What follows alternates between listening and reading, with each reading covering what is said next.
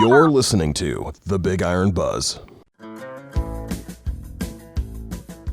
Welcome to our latest episode of the BigIron Buzz, where each week we'll bring you the latest news and trends in the ag, real estate, and used equipment markets. This podcast is brought to you by BigIron Auctions and Realty, rural America's premier online unreserved auction site, bringing you rural connections, respected values, and real deals. I'm Danny Olson, and I'm your host of today's show. Drew Dolzel recently sat down with guest John Buhl and BigIron co-founder Ron Stock to discuss an exciting development at BigIron Realty. Here is that interview. I'm Drew Dolzel. I'm the host of today's show, and our guests today are John Buhl and co-owner and co-CEO of BigIron, Ron Stock. And today, gentlemen, we've got some exciting news coming out of the realty side of the business. But before we hop into that, JB, you're new to the show, so I just want you to take a little bit to tell us a little bit about yourself. Well, I'm a real estate agent licensed in Nebraska, Kansas, South Dakota, and Iowa. I've had my real estate license for 30 plus years and practiced real estate, selling real estate in all 4 states. Very good. All right. Well, I'll open this up to you here, both of you gentlemen here. So the exciting development we've had here is that we are selling a multitude of tracts in both South Dakota and Kansas. Ron, we'll start with you. Go ahead and tell us a little bit about that. Well, one of the things that's most exciting about it, Drew, is it's going to be the largest land listing the company has ever had by 3 times. Over $30 million worth of real estate selling through our private treaty forum. And John Buhl and myself have been double teaming this thing. Don Kaiser took the call about 4.5 months ago and said, hey, I got this guy called and I think it could be a prank. He says he's got $35 million worth of land to sell and check it out. So me and John Buhl started checking out, and the more we dug into it, it started becoming evident that this was not a prank, this was a real deal, and we were just plumb tickled to be one of the 3 companies that the International Farming Corporation, IFC for short, called to put in a request RFP. So that's what it was. But John Buhl, we were talking the other day, just having a good conversation over coffee about how many miles we traveled. How many miles did we figure we traveled to get this listing? Well, we're on a combination of, after this started in very early January of 2020, we first made a trip to Arkansas to talk to the 2 farm managers, one for the Kansas tracts and one for the South Dakota tracts. And we visited with them, got enough information to be dangerous at that time. We then met with the gentleman out of Missouri, met him in Kansas City, and we spent 4 or 5 hours visiting with him about the ground. Lloyd knew a lot more, had a different perspective because he's higher up in the management.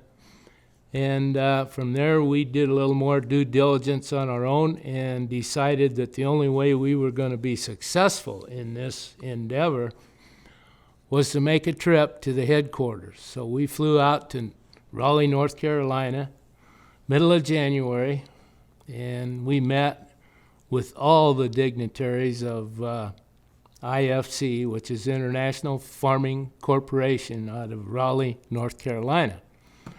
So to answer your question, we kind of figured it up between that and driving all the ground in Kansas and all the ground in South Dakota since that, mapping it out, getting the stats on it, a little over 7,000 miles. Lots of driving. Couple days driving. Yeah. If we wouldn't have got this listing agreement signed last week, if they would have chosen a different company, we were going to have some explaining to do to the expense department about how we spent so much money and never got a signed listing. And I'm telling you, Drew, it was touch and go there for a while because we were under some heavy competition.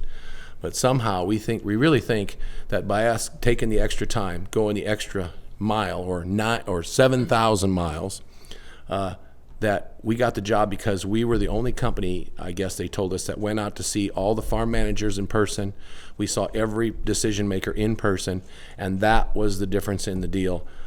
So we're kind of proud of getting the listing, but now the work begins because the listing is the easy part, and this was hard. We spent the amount of time necessary to become the one that was chosen by starting at the ground level with the farm managers, working our way up to middle management, and meeting with top management in person, spending time to build their trust and explain our proposal. And the good and best news is that last Tuesday, a week ago Tuesday, we got the indication that it was going to be a done deal. We then, earlier this week, on Tuesday of this week, which would have been about the 2nd of June, actually got the signed listing on both states for all 30. There's 38 tracks in Kansas, 38 quarters in 38 Kansas. quarters in there. So there's like 6,000 acres, general overview, in Kansas, and approximately 6,000 acres in South Dakota. The one in South Dakota are basically two farms. They're ways away from each other, clusters of farms in two different places of the state. And JB, you know South Dakota better than I do. You used to travel there a lot. So generally tell people where the farms are at in South Dakota, generally. Well, about half of the acres are in Buffalo County, South Dakota, which is north of Chamberlain, north of probably 30 miles north of Chamberlain, which is right on I-90, and that ground then is 20, 30 miles north.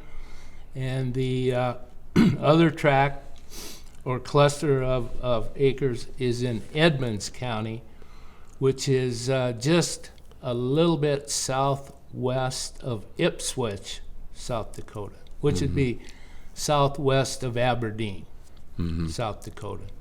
About 3,000 acres roughly overall in each of those two counties. The one tract in Buffalo County is 6 sections, so it's 2 miles wide by 3 miles long. And when we got to laugh about it because the day we were doing it, we were fairly frustrated. We had maps and everything on that first track. We went up to drone a couple weeks ago in Buffalo County. We had maps. We left early because of COVID. We didn't want to stay overnight at a motel. So we left early. We get up there, and we literally spent 3.5, 4 hours just finding the farm. And we consider ourselves professionals. But at the end of 3.5, 4 hours, we really was throwing our books out like we don't even know what we're doing. But we had a map, a pin on our maps program of our iPhone, and even that wasn't very good. We had to, once we found it, it was like a Rubik's Cube trying to figure out what road goes into it. It was incredibly frustrating, that's all I can say, but we did find it, and we got it droned before dark, and we made it home that night about 12:30 in the morning, exhausted. To explain why it took us so long, and to further explain that we're not that stupid. There are no roads up there. In fact, there is only one road leading to it, and we finally found it. But, yeah, some of the information we had from IFC led us in the wrong direction. So we were looking for a farm in the wrong spot because they had said in their information to us that it was approximately 8 miles, and it ended up being about 18 miles. Yeah. So we really was doubling, circling back. So long story short, we found the road. We found the bins, which are some really nice 75,000 bushel bins, 2 of them on that location, right in kind of in the middle of those 6 sections. Which, like Ron said, are 2 miles wide, 3 miles long. Well, very good. So now we've got the agreement signed, and it sounds like there's how many total tracts or properties are there? In Kansas, it was 38 quarters, approximately 11 tracts, and I want to talk a little bit about the Kansas land while you brought it up. So 38 quarters in approximately 11 tracts, and it's mostly pivot irrigated farms with some dry land. But the irrigation equipment in Kansas, JB, when we got there, we were pleasantly surprised. The irrigation equipment was way better than what we were. It's first class. First class. I mean, some New Valley pivots, even the pivots that were older weren't old. They weren't 30 years old. So really good equipment down there, and good gravel, good roads around there. Yeah. And There's 2 tracks in Kansas, what we call tracks 4 and tracks 5, that are all dry land. A couple of the quarters have pivots on them that are not being used. yeah, there's places down there where the water's going away, and that happened several years ago, and now the water, it's been raining and everything. There's a lot more snow in the mountains. So I can't say the water's coming back, but I'm talking to local farmers, and they say the water is, at least for now, knock on wood, maintaining, right? But we've got all that information we're gathering right now on how many acre feet of water each one can use, and then how many acre feet of water they did use, because in Kansas they're regulated by the water department. You have to turn in your acres, how many acre feet of water you used every year, and there's meters on it. So there's no way you're guessing at it. I mean, we're going to have real good, accurate information on the water in the wells, but that's still coming. We've been gathering that for 2 or 3 days now. So the dry land makes up track 4s and track 5, plus of course the corners on all the irrigated tracts of ground, and there's at least 3 full section pivots, half-mile pivots in these different tracks. And what counties are they in again? They're in Wallace and Greeley counties, which are southwest. Wallace is north of Greeley County, and it's just southwest of Sharon Springs, Kansas. Good. Well, it sounds like like you said, there's a lot of tracts here in both Kansas and South Dakota. Are these individual tracts or pieces of land, are they all fairly similar as far as the states go? I know they won't be the same in Kansas and South Dakota, but is there a different range of different types of land, whether versus dry land versus irrigated, or is it all sort of similar? In Kansas, both in Wallace and in Greeley County, the land pretty much all looks the same. The only difference is what's irrigated and what is dry land. In South Dakota, that all varies. All the ground in Edmonds County, the one to the north, does have some water on it. Standing ponds. Ducks. We did not see that in Buffalo County, the one that is closest to I-90. I see. So for those listening that might be interested, there might be something here kind of for everybody that's looking around. Yeah. If you're looking for recreational ground, we got some of that. If you're looking for investment ground, we got mostly that. That's what this is it's owned by an investment firm. So it's really set up for the investor or the investor company. Now, they have told us that they will sell them in individual tracts as long as it closes the same time. So that's what we're working at. But no, it's a very exciting listing. We're excited about it. Probably going to consume me and JB's time all summer and fall. So if you don't see us around here around the office, we're either in Sharon Springs, Kansas, or we're up in Aberdeen, South Dakota, or we're in a town called Fort Thompson, which there is a small motel there that looks like it. Well, I hope it's clean. I hope it's clean. Well, or we might be in Raleigh, North Carolina. If you're listening, motel owner, I'm sure you have a nice clean room for us there. I'm sure it's nice, yeah. Well, that'll kind of lead me into my next question here. So now that paperwork's signed, what comes next for you and JB? Do you need to go out and drone the property, or what's going to come next for you guys over the summer? It's a good question, and the first part of that question is answered. We have already droned every acre. We finished day before yesterday, which would have been Tuesday the 2nd, 3rd. Pardon me, we went Wednesday the 3rd and took care of all of South Dakota.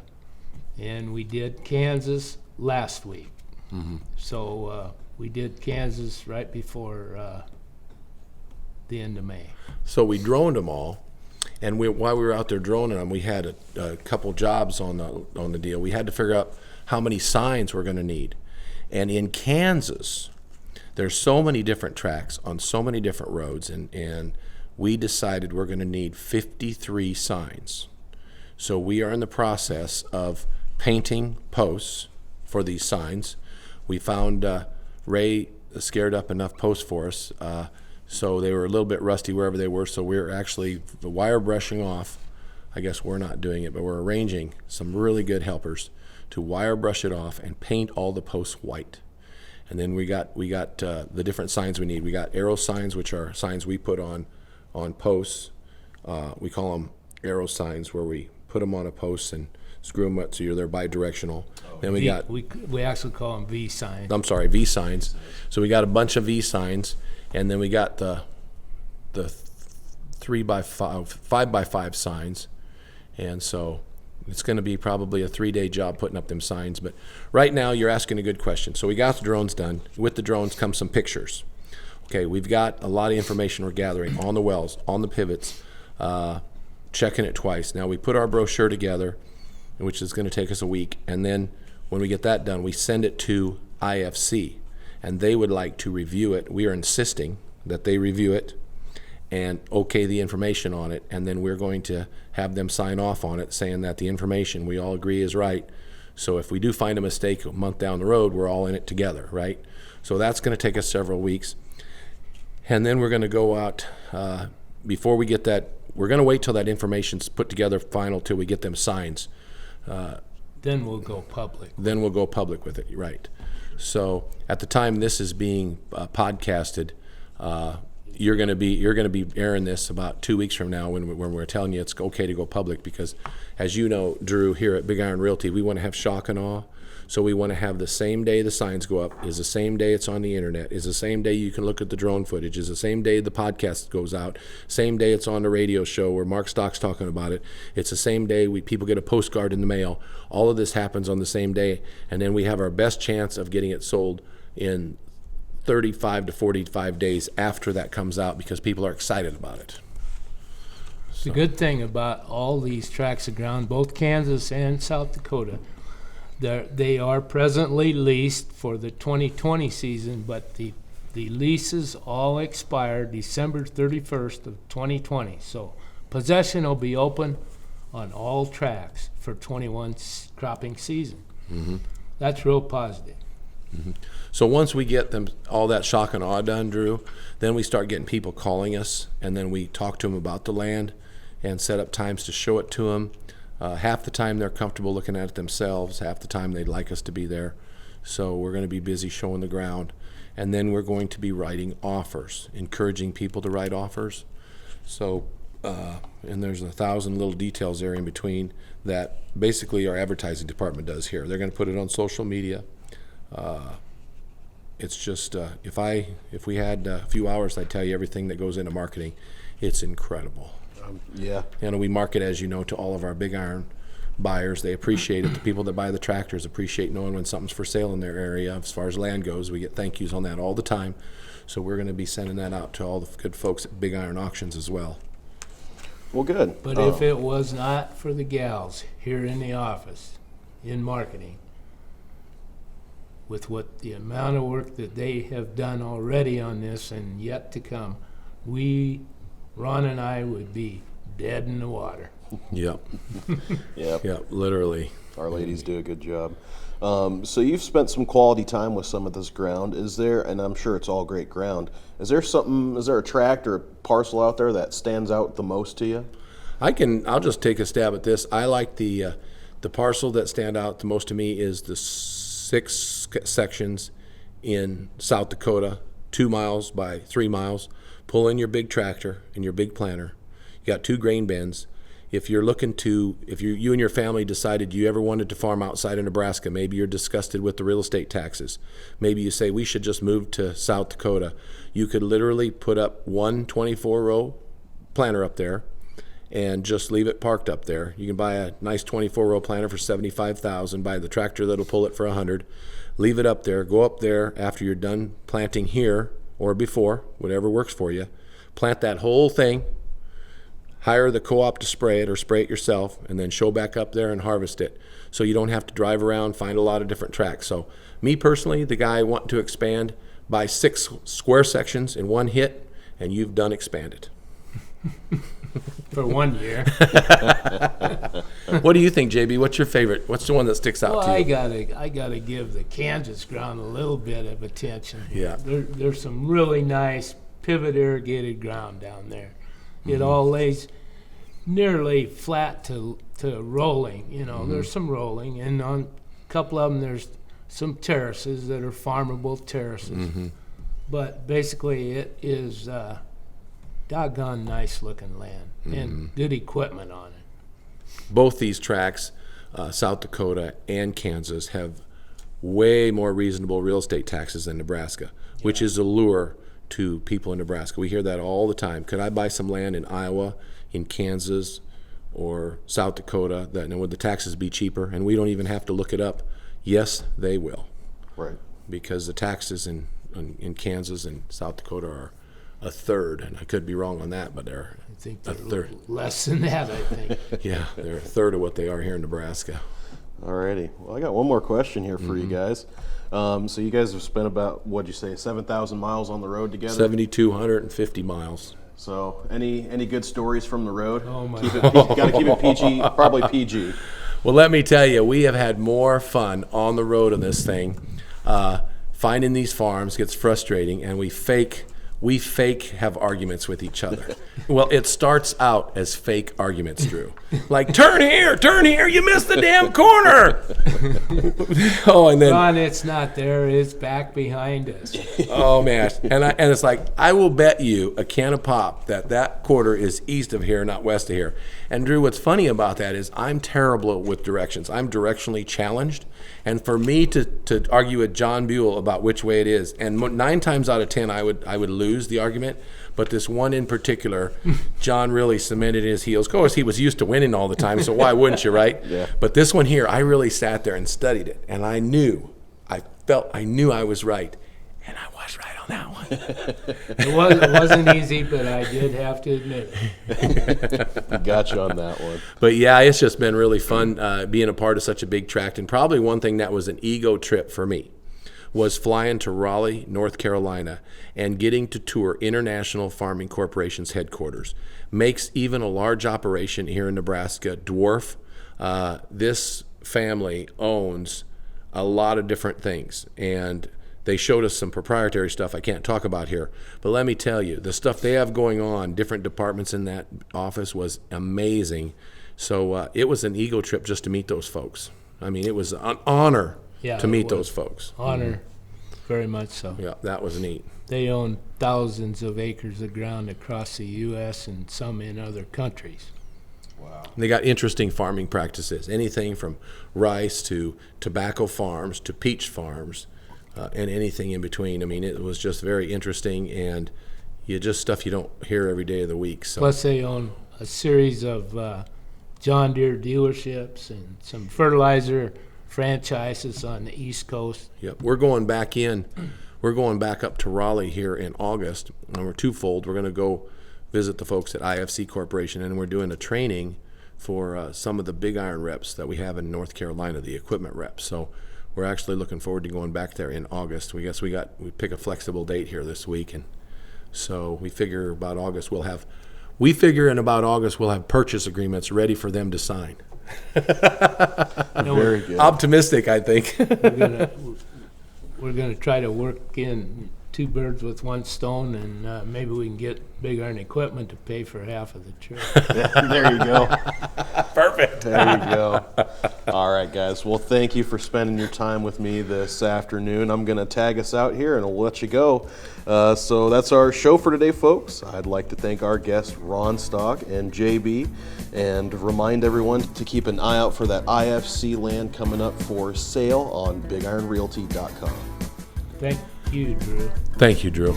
I wanted to take some time to say something nice about Drew Dolezal. Drew, you've been an honor to work with. It's been a pleasure working with you.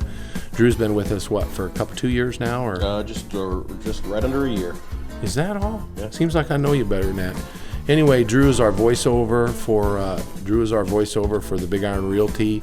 The voiceovers, and awesome voice. And then Drew does a lot of these anything to do with the videos, and Drew, if you've only been here 1 year, you've done 10 years of work for us. So I want to thank you very much for that, and we wish you luck in all your travels.